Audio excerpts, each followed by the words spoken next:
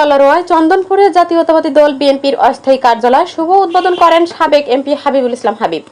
সহকর্মী মোহাম্মদ নাজির হোসেন ও আলামিন হোসেনের পাঠানো তথ্য ভিডিও সূত্রে সাথে আছি আমি সুমাইয়া সুলতানা।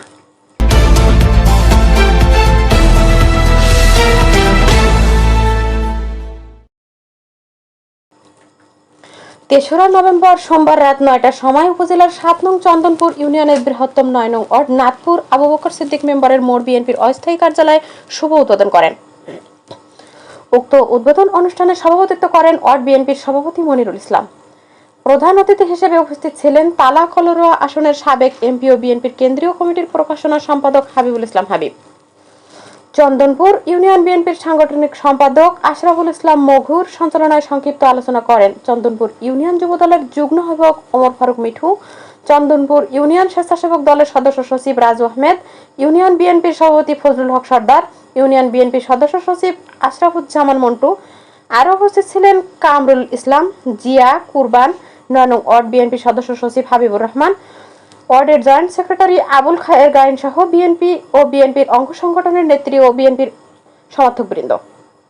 প্রধান অতিথির বক্তব্যে সাবেক এমপি হাবিবুল ইসলাম হাবিব বলেন, মইনুল তাকেও তখন থেকে চিনি। এরপরে আজকের এই অনুষ্ঠানের অন্যতম অতিথি শ্রদ্ধাভাজন প্রিন্সিপাল রইসুদ্দিন স্যার, যিনি কলরা আমানুল্লাহ কলেজের প্রিন্সিপাল, বিএনপির মুখপাত্র, এই রাজপথেরই ত্যাগী নেতা উপস্থিত আছেন। আপনাদের কাছে সাজা কেটেছেন এবং আমাদের আশরাফুজ্জামান মন্টু, সেও দীর্ঘ ৯১ থেকে দলের সাধারণ সম্পাদক। এরপর আছেন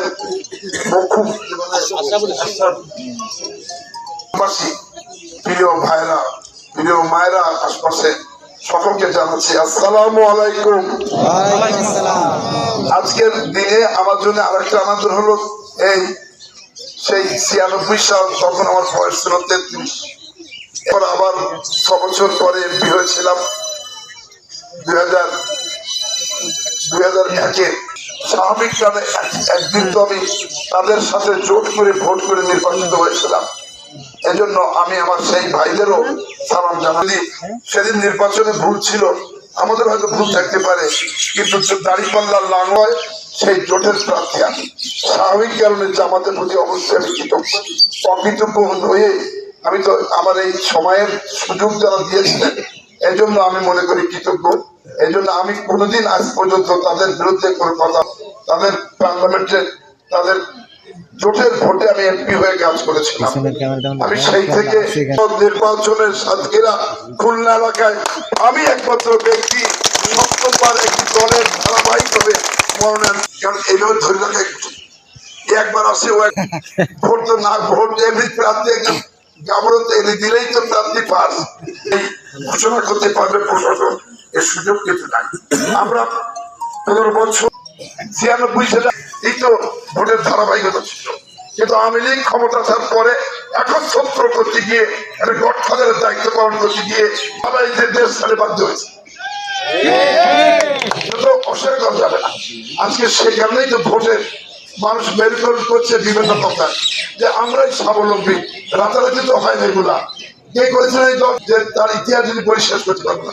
যদি বাংলাদেশের কে উন্নয়ন হিসেবে দায়িত্ব পালন করেছিলেন এবং তারপর দল করে নির্বাচিত হয়েছেন, এবং জন্য প্রথমে খাল খননের বিপ্লব করলেন, ঘোষণা করলেন বিপ্লবের মধ্যে দিয়ে ধান চাষ করতে হবে, ফারাক্কা নদী পানি না দিলে তার মধ্যে লং মার্চ করতে হবে, সেখান থেকে পানি আদায় করতে হবে, ইস্ট আদায় করতে হবে, একদম দেশ করে দিতে পারছেন। তিনি তারপরে আপনারা দেখেছেন বিদেশ